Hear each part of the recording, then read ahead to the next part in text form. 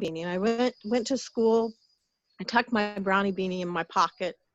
After school, we had brownies, and my troop leader said, "Nanda, you have to wear your brownie beanie. Why don't you have your brownie beanie? Every girl has to have their uniform on." And I pull out my brownie beanie, and she tries to work with it and tries to get it in my hair, or tries to make it fit in my hair.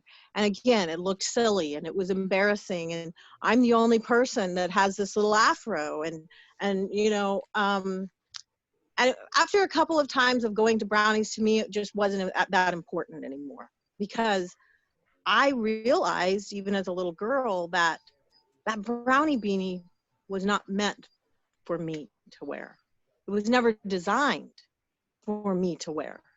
And so as I got older, looking at situations that, when we talk about racist policies, we talk about policies that were never put in place with the idea that it was to help African Americans, or that African Americans were even taken into account for some of those policies.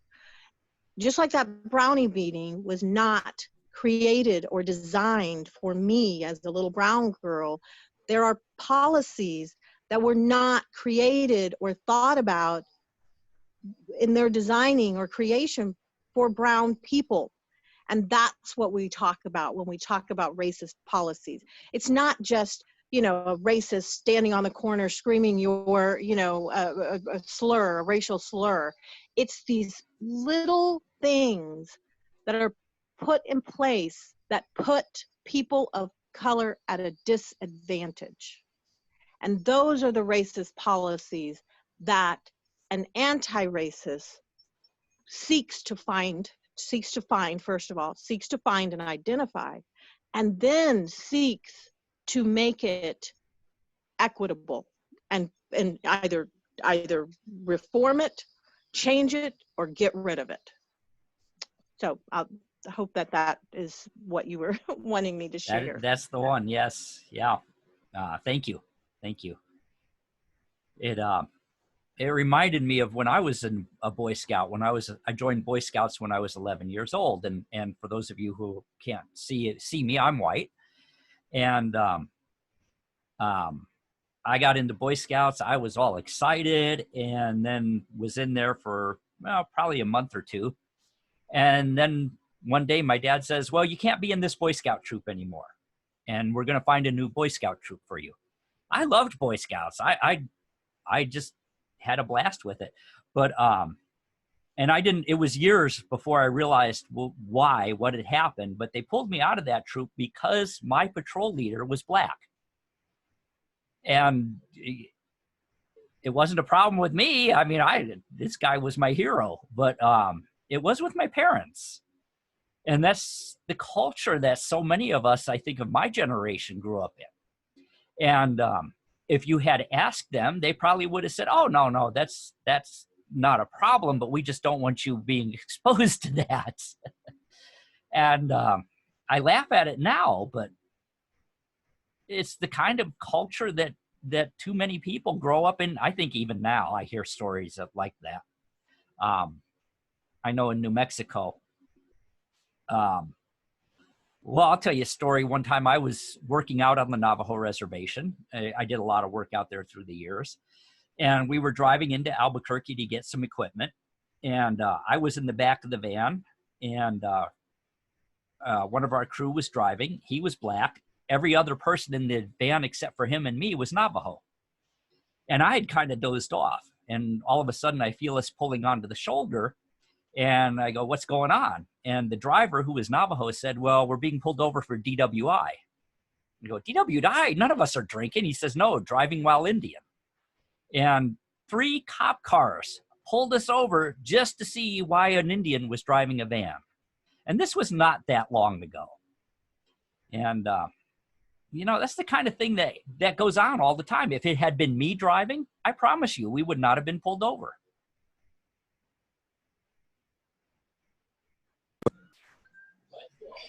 Hey, that's an interesting story. How y'all doing? This is Brother Daryl Cosmon. Hey, Daryl. Hey, how you doing, Gordon? I joined your group. You remember me from last week? I do. I joined your group. And I like to say that this was a wonderful inspiration. Joining this meeting, I've actually started to do a meeting based on this book with a group of white families that I know that that are associated with the school that my kids go to, and it's a meeting that we're going to be doing in a couple of weeks once everybody get a chance to order their books and get into reading it, because I feel like doing Zoom meetings based on how to be an anti-racist is my way of helping to fight racism. So, oh, hey, how you doing, Jim? Well, real quick, I do have to leave in about 6 minutes because I'm working from home and I have a meeting at 2:30 here. I do want to say, I want to bounce off what Nanda was saying about policies that put other races at a disadvantage. Yes, that does exist for anybody that does not believe that it exists. And you can also take a look at this in history, especially when the slaves were freed. When the slaves were freed back in 1865, it put a huge dent in cotton corporations in the South. That's just one of many corporations. And so as a strategy to get Black folks back into slavery, they created laws. One of the laws, which was one of the biggest ones, was vagrancy. So which means that if you did not have a job, that you will be put back, you will get put into prison, and a lot of these prisons were labor prisons that caused Black people to go back into the cotton fields or to build railroads and so on and so forth. Well, also coal mines was a big thing too. But it didn't stop there. You know, there's been lots of laws that have been created throughout time, even to this day, that does not consider people of color. Well, I don't want to say people of color. I'm sorry, all people are colorful, but for Black people. I had never thought about that with the cotton industry, and I didn't know about the coal. But thank you, and I'm glad you're here.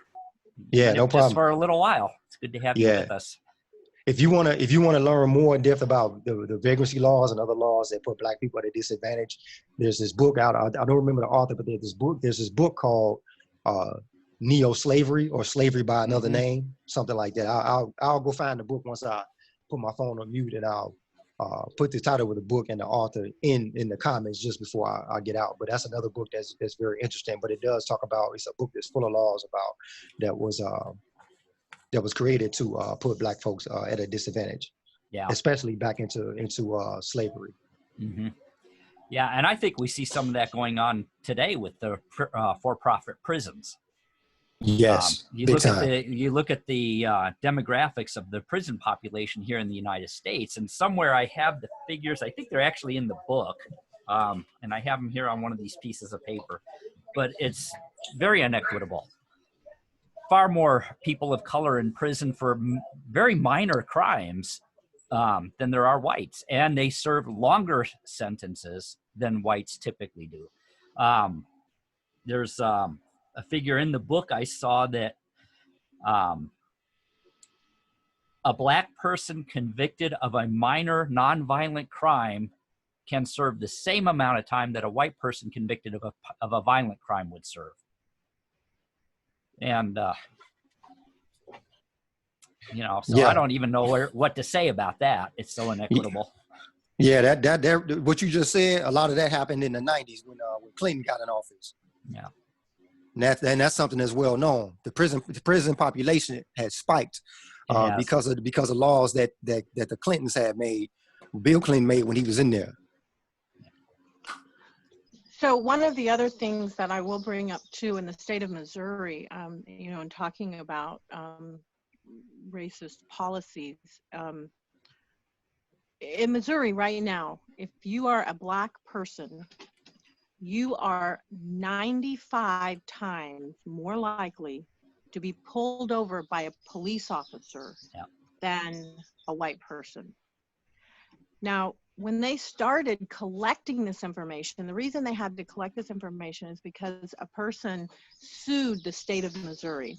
This has been about 4 years ago. The first year they did it, they were 75 times. But Black people are 75 times more likely. The second year, 85 times. The third year, 91 times. This information just came out in May. Black people are 95 times more likely just to get pulled over than a non-person of color. And if you think about that, that right there puts them into a mix of having something possibly happen that needn't happen. You know what I'm saying? So it actually puts them at risk for things. So if you, it just in wrapping your head around that is within itself. And this is something that we've known for 4 years, for the last 4 years. Our Attorney General is collecting this information. It's not any, other group. This is actually information collected by our Attorney General, given to them by police officers across the state of Missouri. And so these are policies that need to be changed. They need to be changed. Education, every option that we have, they need to be changed. Yeah, that's right. And getting the word out and making this information public may go a ways towards helping that happen. I'm reading some other figures here as we are we're talking, that figures like this: the average white people live an average of 3.5 years longer than Black people due to inequalities in healthcare and environmental factors. This I found interesting. Is 4,000 areas have water supply systems with higher lead contamination than does Flint, Michigan, even. And those are almost 100% poor and non-white areas. I look at where I'm from in New Mexico. We have communities called colonias, which are unincorporated communities, usually way out in the middle of the desert, where there's no electricity, no running water, no sewer system. And the arguments, when they do try to develop the place where they live, they get arguments that, no, you can't incorporate because you don't pay enough taxes. Or, one of the arguments that was in the news about 8 years ago was that people who live in colonias are lazy, which just kind of was beyond my comprehension, because you can't live in one of those places and be lazy. It's just not even possible. Survival takes everything you got. But these are the stories that are told when anytime there's any kind of an attempt to solve some of the problems like this. And the excuse they use is there's not enough of a tax base, which,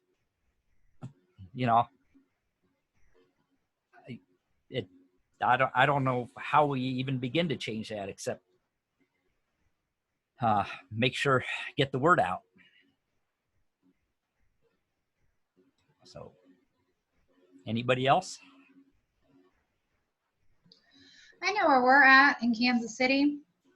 I live just north of the river, and we live in the school district is North Kansas City School District, and so we're divided up into, and this is ELISA, by the way, and we're divided up into 4 different schools.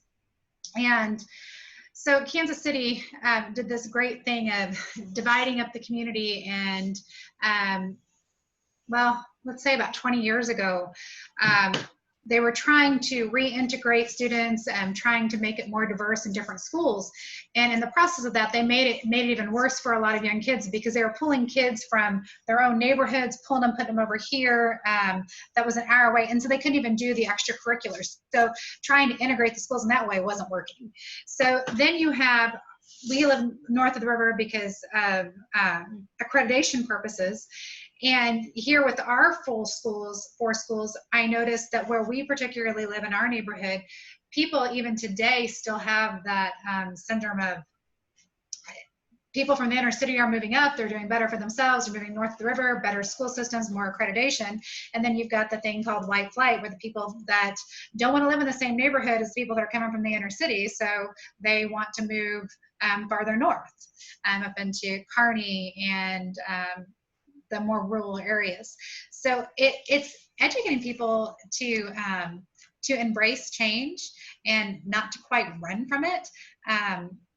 I know with our school, my daughter, the high school, one of the things that in my area, I always make a big stance. I'm dating a man that's a realtor, and he says a lot of people don't want to live where I live in my neighborhood, even though it's a nice neighborhood, because my school happens to have an area where supports some low-income housing developments, and unfortunately, there's some huge disparity in socioeconomic divisions between people of color, and so therefore, our high school is least desirable.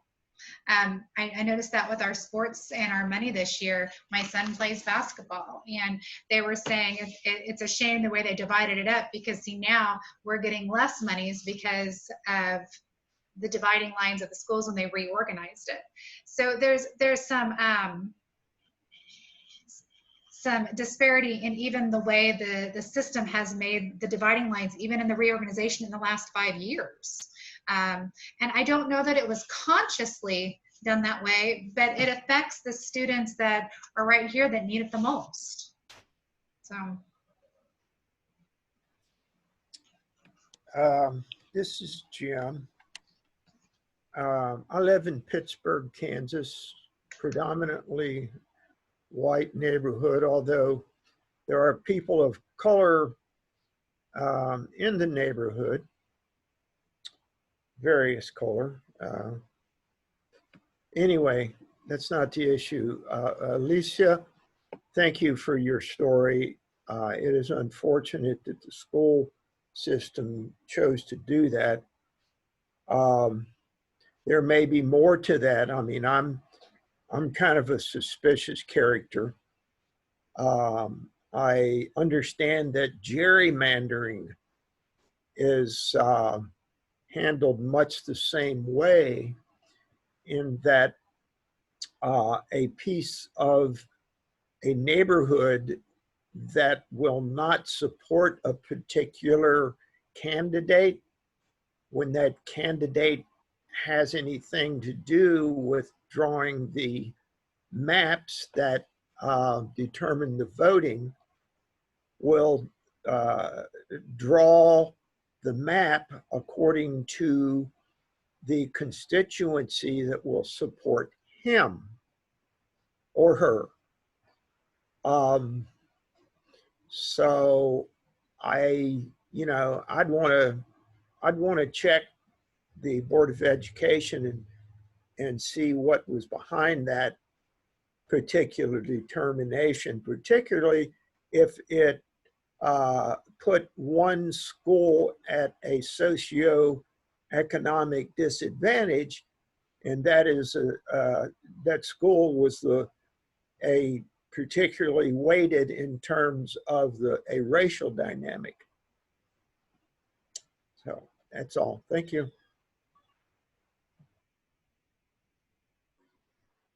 Thank you, Jim, and thank you everybody for sharing. This reminds me of a policy that is also racist, is how we even fund education in a lot of our country. I think it may be everywhere, but I know everywhere I've lived, education is funded based on property taxes. And of course, in underdeveloped communities, property taxes are lower, which means you cannot have good quality schools based on that model. To me, it would make sense to have our schools funded equally across the board. We run into that here in Carthage, where I work a lot, because it is a communication issue for many of our primarily Spanish-speaking households or singularly Spanish-speaking households. And a lot of that money is determined based on census figures. And right now, our census figures are showing really low because there is a language barrier and there is a communication issue in terms of our Spanish-speaking households not understanding that this is not information that's going to go to immigration, that it is for a separate purpose. And so we've experienced that. I have a lot of agencies contacting me wanting to know how to reach our Spanish-speaking homes, and so we're able to give them a little bit of guidance as far as that goes. But additionally, it's been weird here, and it's given me a fantastic opportunity to be regularly and daily anti-racist here recently, because since the COVID breakout here in Carthage was specifically originally, not specifically, but I should say primarily originally in work clusters, there was a wonderful explosion of blame that came along with that, of people wanting to call it whatever they wanted to call it, but basically a brown disease, blaming it on the brown people in town. And that gave me a fantastic opportunity to confront that on an almost daily basis for the last few weeks. And along with my Jasper County Health Department, Carthage Police Department, and Carthage Fire Department, we've had a nice time fighting back against that particular, and getting a chance to be, as I said, anti-racist on a daily with that information. Yeah. Yeah, I hadn't heard that it was, that's how they were describing it there. Well, you wouldn't have read it in a news. You wouldn't have read it in a newspaper. Yeah. But being that I have a very public job and am on social media a lot, you know, there's that anonymity of social media where no one can see you when you're an a-hole.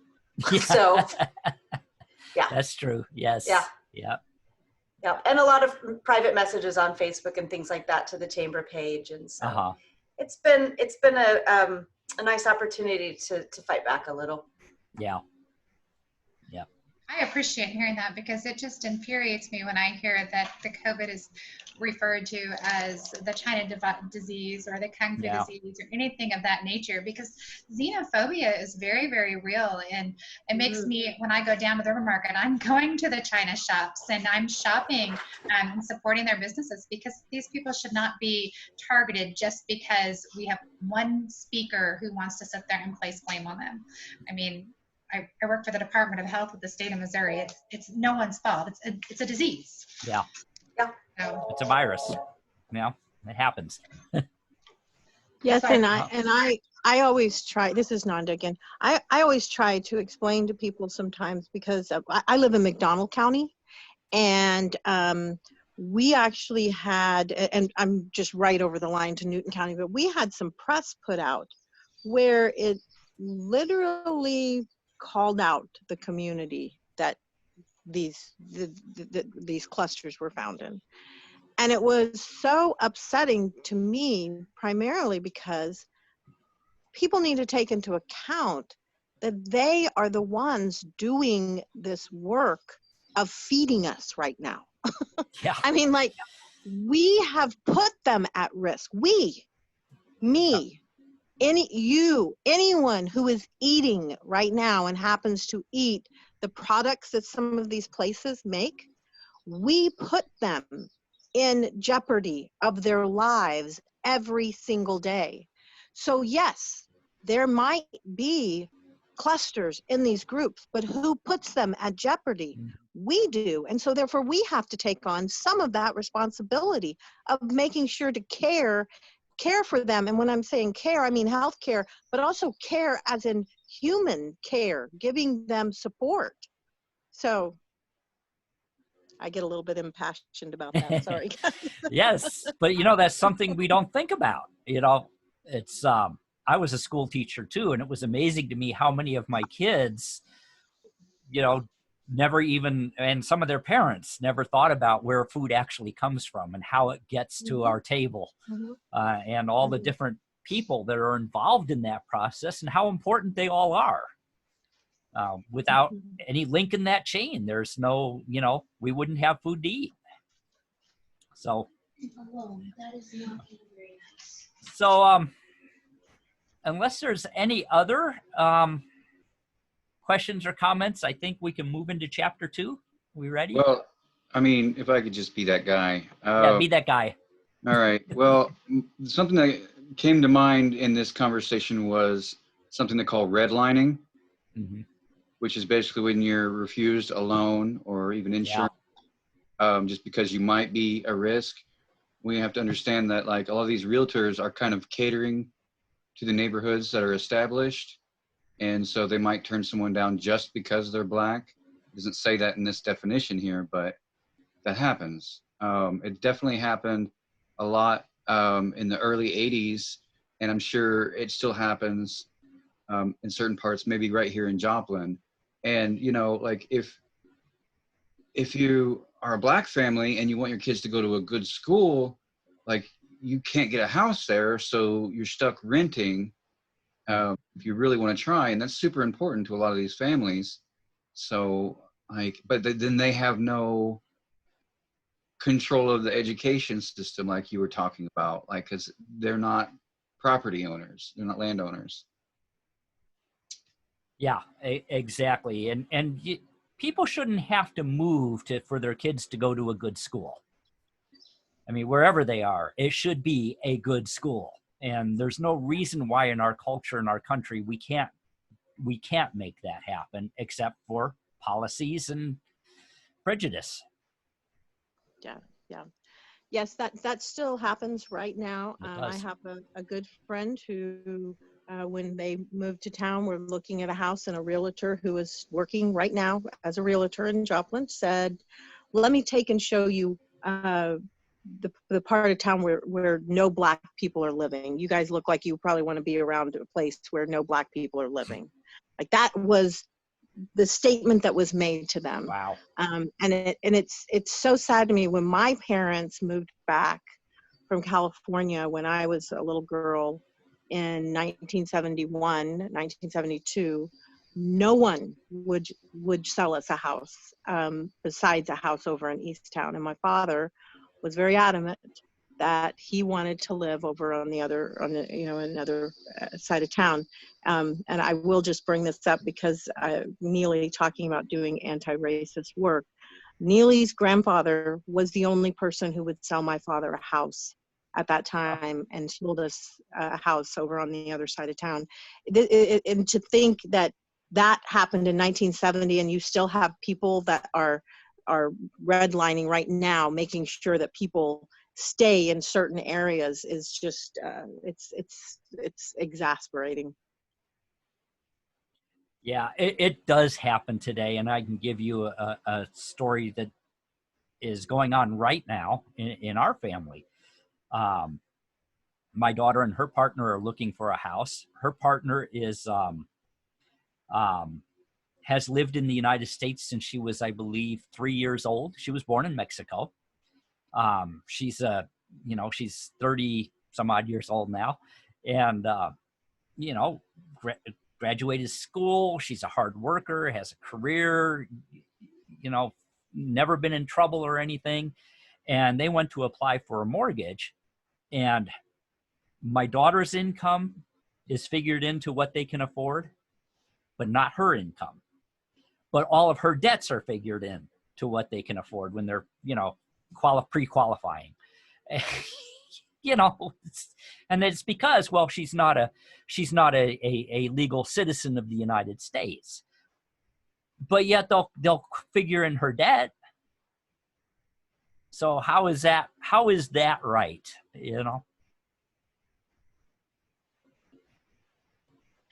Another system that is structured around racism, the monetary system. Yeah, very much so. Yes. Yeah. All right. Well, let's go to chapter 2. Wow, a week and a half to get through chapter 1. This is going to be a good book, I can tell. Chapter 2 gives us some more definitions right at the beginning. And the first one is an assimilationist. And that is one who is expressing the racist idea that a racial group culturally or behaviorally is inferior and is supporting cultural or behavioral enrichment programs to develop that racial group. Just the other night, my wife and I sat and watched a movie that I used to use to teach, called Bury My Heart at Wounded Knee. I don't know if anybody has ever seen that. If you have not, I strongly urge you to watch it. But it tells the story of, oh gosh, now that I'm telling the story, his name went right out of my head. But one of the stories it tells is also a senator in Washington, D.C. named Dawes, who was responsible for basically ripping off a lot of Native Americans of their lands that were guaranteed to them by treaties in the late 1800s. And he had this idea that Native Americans should be assimilated.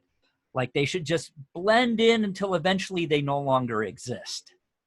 And that's what this definition is talking about right here. Assimilation is, it's denying a culture, it's denying a people, it's denying value of humanity. And it is prevalent even today. So any comments about that? Yeah, that was the kill the savage, save the man. Yep, exactly. In fact, I think they even used that exact line. Yeah. And Yeah. it's pretty gross. It was, yeah. What it was in that case. Yeah. Okay, go ahead. I was just going to say, we find some of this also within the Black culture of there being rules against Black women wearing their hair naturally. You know, there's just a lot of times, I know when I used to wear braids in my hair, or even sometimes my hair the way that it is now, I wear my hair in a natural afro, people would think, oh, you're dirty, you got dirty hair, or you're this or you're that. That's another way when they would put laws in place like that, that requires Black people to assimilate into something that they're not. Mm-hmm. Straighten your hair or wear it in a similar style as a white person. Yeah. And so you find those in a lot of different aspects too. I remember seeing this a couple times last year with young people, with teenagers who, one of the children was a wrestler, and I can't remember what the other child did, perhaps a soccer player, but both of them were forced to cut their dreadlocks before they were allowed to compete at a state level, I think. And locally they had been okay, but once they got to a state level, it was, well, you've got to do it right now if you want to compete. And so I think they both ultimately made the choice to do that, and it was mortifying. Mm-hmm. Yeah, when I was in New Mexico, I got called to the hospital in Grants, which is west of Albuquerque, about an hour and a half. A Native American family had been involved in just a terrible car accident, and their son, who was 11 years old, and they were traditionals, and that means they lived their culture. They had shaved his head when they brought him in. Not because he had a head injury, but they were afraid he had lice, which he didn't, but they shaved his head. But he was unconscious when they brought him in from blood loss. But when he regained consciousness, they called me into his room because this child, cutting your hair in that culture means that you have lost a loved one. So here this poor 11-year-old kid comes out of a coma, and the first thing he realizes is his hair is cut, and he is, under the impression that his family has been killed. And, I don't think the doctors or whoever cut his hair really was thinking about that, but that's the kind of things we do because of ignorance.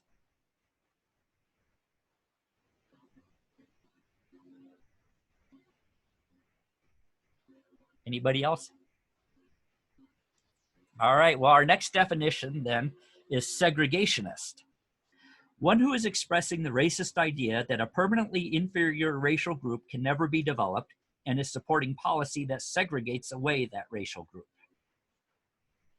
I think there's still a lot of that goes on today.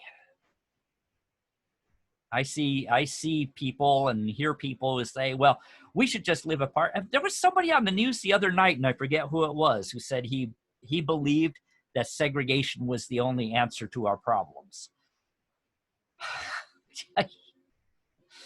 It's a good thing he was on the TV because I felt like smacking him. But anybody else? Any comments? We have these problems in our society, and most of what people can see is that there's this problem. They don't see any way around it. They think that's just the way we are, and that's just the way it is.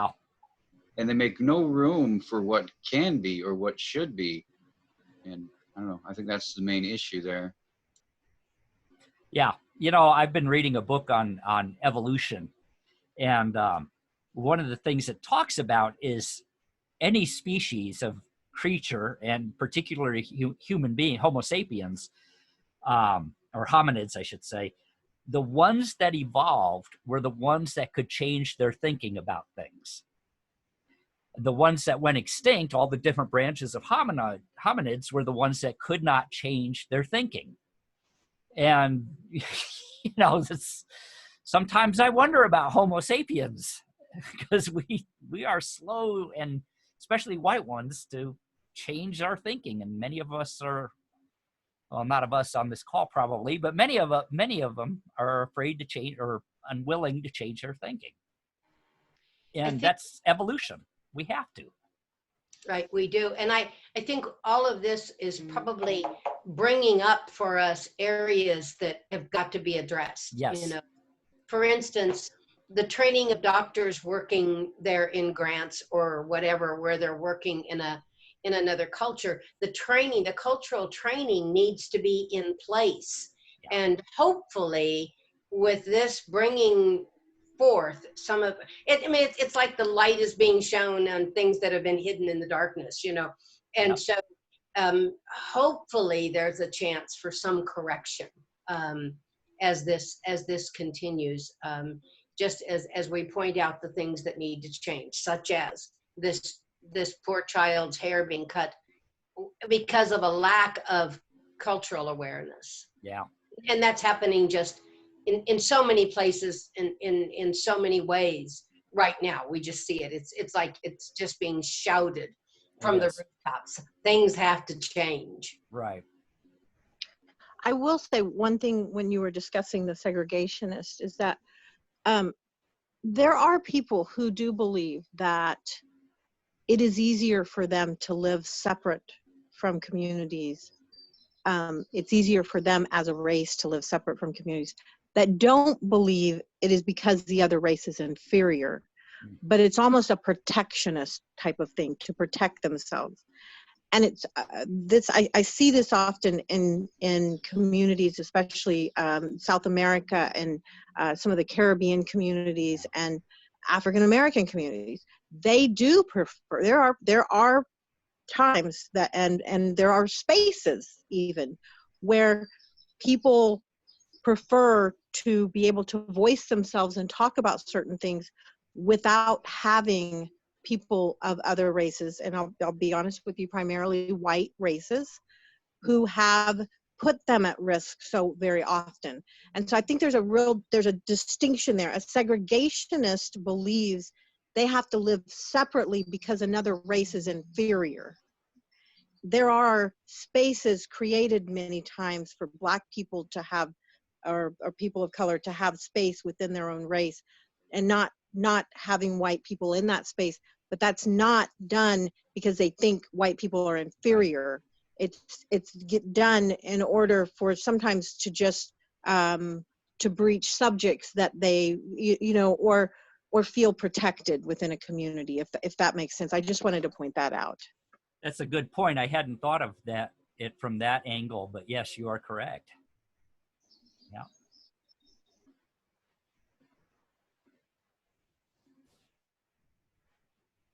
Okay. All right. The next definition is anti-racist. One who is expressing the idea that racial groups are equals and none needs developing, and is supporting policy that reduces racial inequality, which is what we are exploring here, what we are striving to do. You know, who was it that brought up the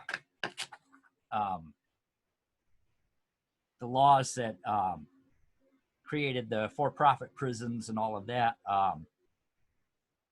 Was that Daryl, or who was that? Whoever it was earlier. Yeah, but, that was Daryl. Yeah, okay. I came on some figures here. The war, and it talks about this in the book. The war on drugs, or in reality was a war on Blacks, began on June 24th, 1982.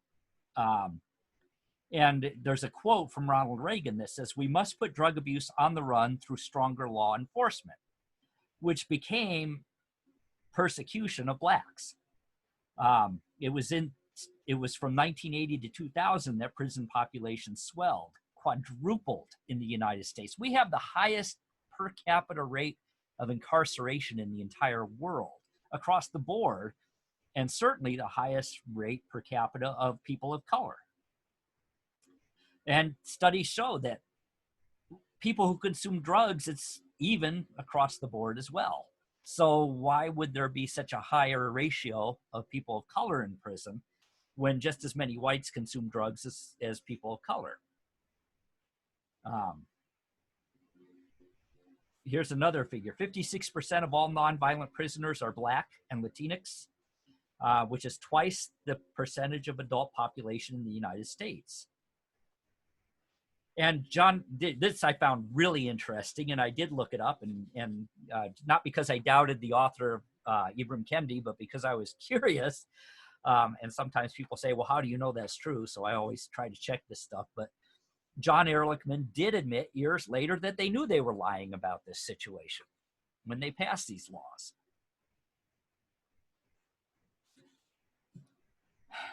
So, and one of the things that I heard on a newscast just the other night with one of the protests where somebody was shouting, some white supremacist was shouting out, well, what about black on black crime?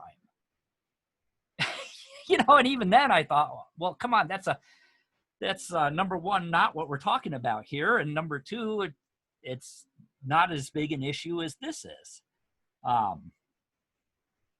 It's just an attempt to divert the conversation. I mean, you could say, well, what about white on white crime? You know, that's just an attempt to dilute what we're talking about. Right, and there's so many more white people that there's definitely more white on white crime. Oh, of course, yeah. Well, and I also think when you're talking in an education piece, why would I educate a bunch of white people about black on black crime? Why would I mean, because the audience is teaching me how to be an anti-racist. Mm-hmm. How is that helping me show up in a better way to be an anti-racist? Yeah. Yeah, and then in this chapter too, he talks about how the civil rights laws were actually rolled back in the 1980s. Affirmative action regulations were countermanded. Funding for state and local governments for contracts with minorities were canceled. Federal welfare programs were changed, all of which was designed to force people of color into poverty. So, Nanda, you said something earlier about economic policy and how it's racist many times. And do you want to talk about that? Yeah, you know, I think it's very important for us to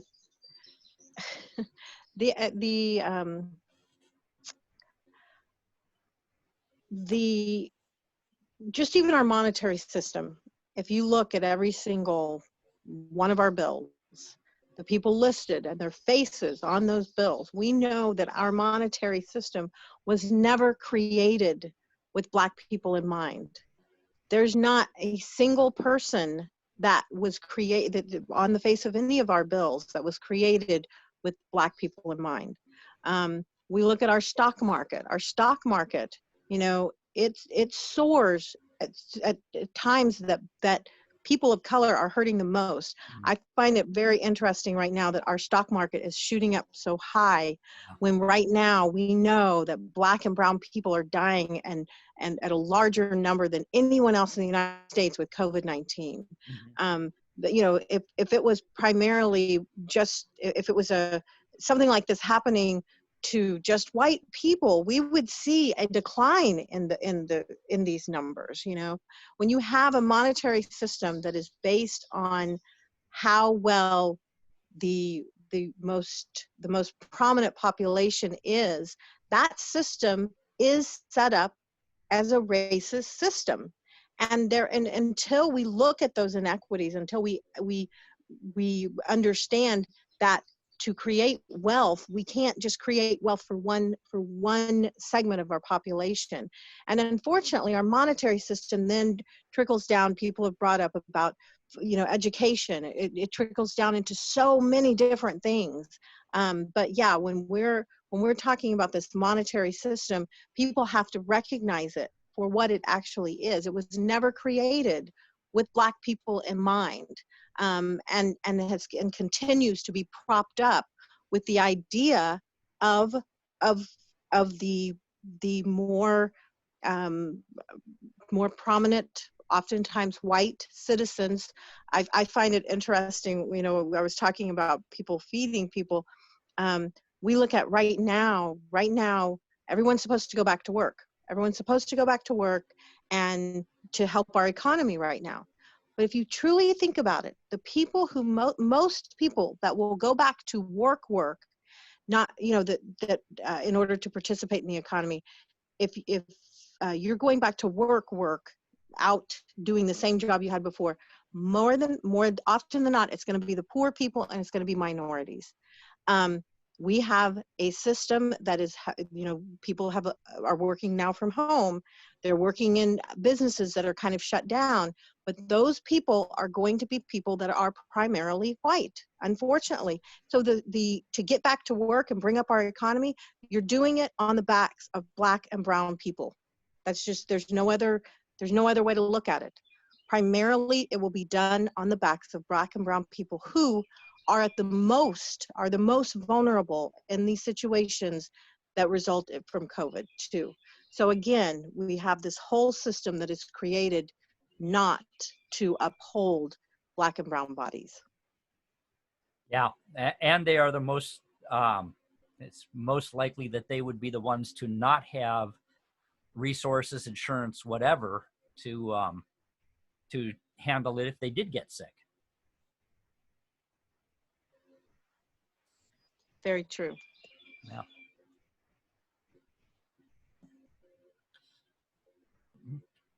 Okay.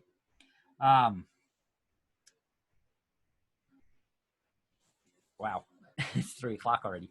I'm just gonna kind of wrap it up today with this, that because this is something that is common in our culture.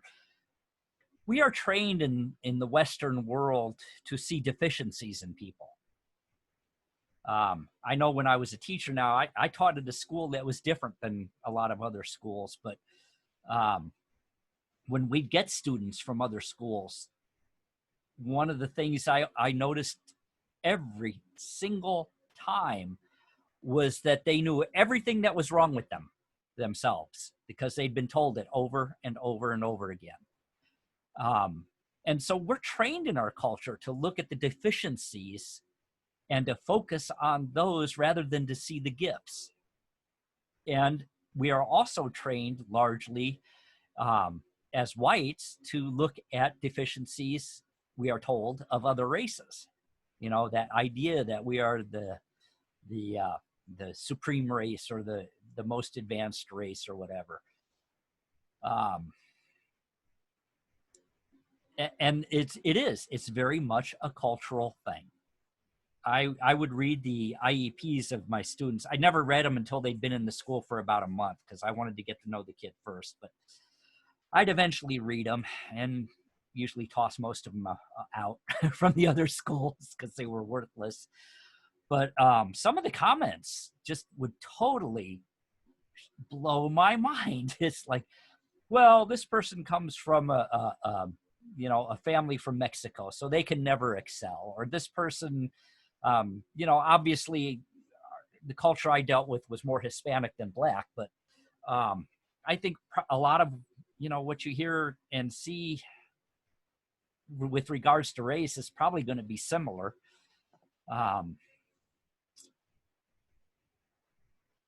It would break my heart sometimes, the things that well-meaning people would say and focus on.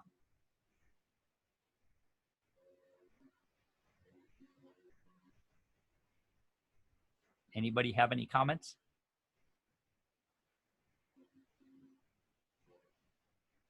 Are we on? Hello? Yeah, we're on. Oh, okay. Okay. And I think what you brought up is really, really good. And imagine what people are focusing on being something that you are unable to change. Yeah. Okay. I mean, just like sit in that for a second. So, you know, people can focus on a lot of different traits or attributes about other people. But if the trait that they are focusing on and you know, scoring you at a lower level, or do every single thing they're doing within to you is a trait, or is something that you can't change. You can't change the color of your skin. You can't change the type of hair you have. Mm-hmm. You can't these are things you cannot change. And to have that be something that you are judged upon, Yeah. you know, and that there is racism. It is. Yes. Nanda, I sure appreciate your insight on that issue. And Gordon, I know it sounded like you were closing out this segment for this week.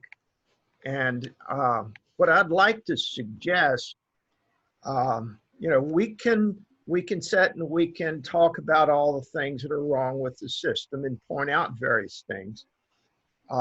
Nanda just brought to our attention that there's only one, well, there's one place that we can change things, and that is with us. Yep. And I think as per the discussion earlier, it's only when we examine our own thinking, our own beliefs, that we can impact what's going on around us. So perhaps this week's homework, if you will, would be for us to look into our own belief systems, examine how we personally, be it black or white, have contributed in some way or been affected by racism in America. Do I get an amen on that one? You get an amen. And actually, I'm pulling out there's a workbook with this. Oh. And one of the things it says, one of the assignments is, let me find it here. Funny that you should mention that. Hang on, I gotta find it here. I was just looking at it last night.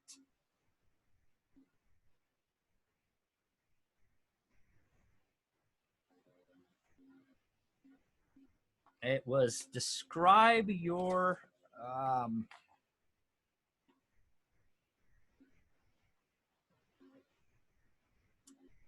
bear with me here. I'm looking.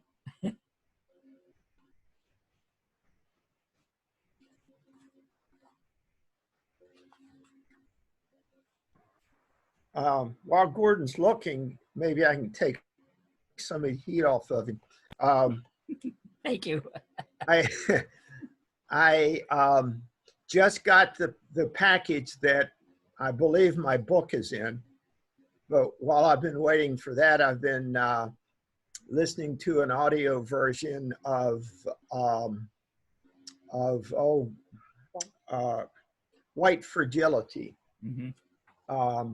Robin DiAngelo, I believe is her name. And she lays out in that book how we have benefited from this racism thing to the extent of the various, well, I can try to name some of them. One of them is that we belong in the white culture, where all the references have been, and that's changing now, but all the references for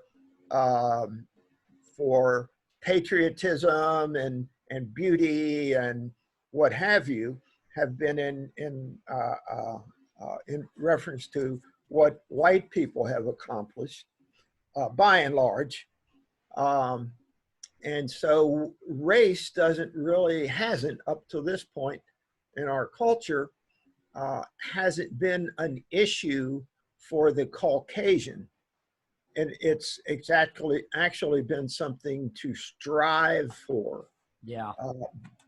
to assimilate for those folks who are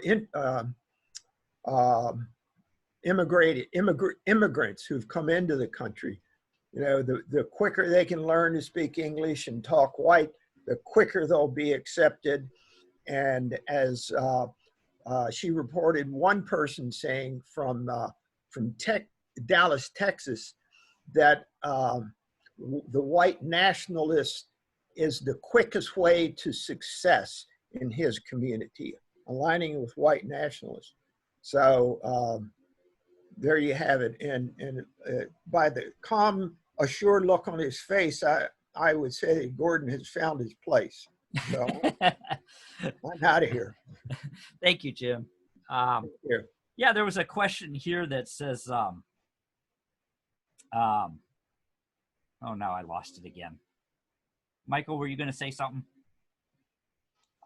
Oh, well, I don't know what I might have been going to say, but Neely left and she's asking for information about the workbook.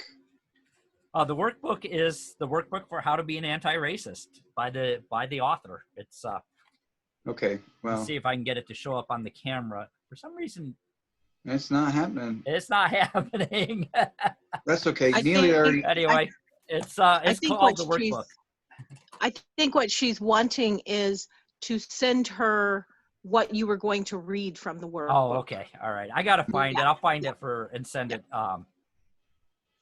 Yeah. Send it. I often will have people who will push back when we talk about these kind of things, as far as that, you know, it's always a default of white people, like, and I call it out oftentimes just by reading the news. You can read the newspaper, and especially in like if there's any kind of crime or anything happens, it'll always identify if the person is a Black person. Yep. Every time. Or a Hispanic person, but it won't say anything if it's a white person. You're just supposed to know that by default, you know, and just little things like that, subtle things like that.